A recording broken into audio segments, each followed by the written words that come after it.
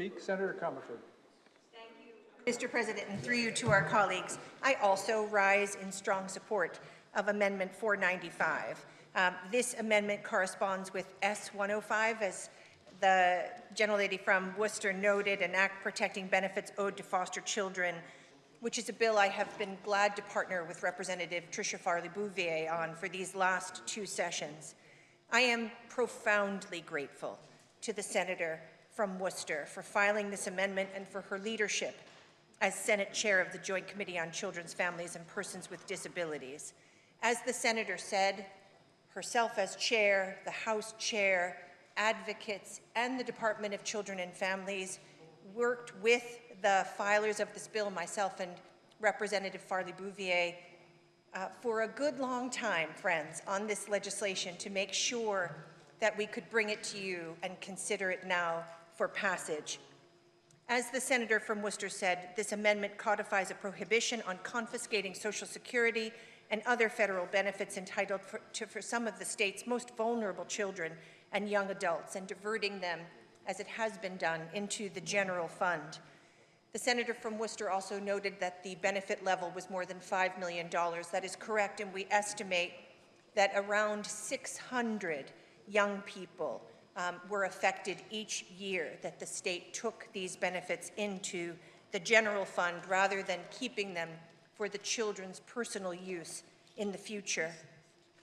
We also understand that this practice disproportionately affected children of color and LGBT youth, who are, as we know in the Senate, disproportionately overrepresented in the foster care system.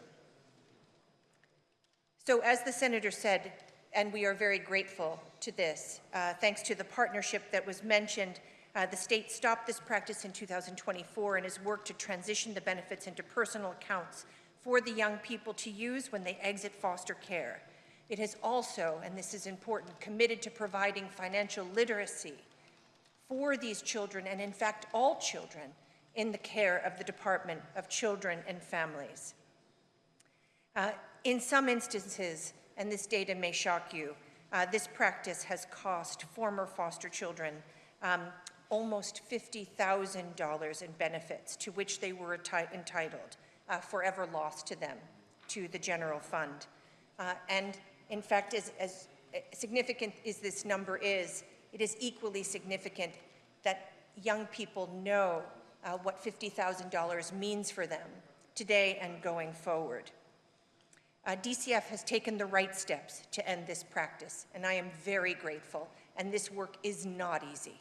As you can imagine, setting up these accounts for individual children and youth, maintaining these accounts, teaching the financial literacy, helping young people make the right decisions in an already overstressed system is very difficult. And then add to that the financial turbulence, wherein Social Security, for example, is on the table. That's very difficult. These are uncertain times. And of course, this is meaningful for the youth who are currently being served by foster care system, and the work of DCF is meaningful in the present day, and we are codifying this work for not only for today, but for the future, where new administrations and new challenges may ask the Commonwealth to go back on this practice. And today, by accepting this amendment, the Senate is saying no.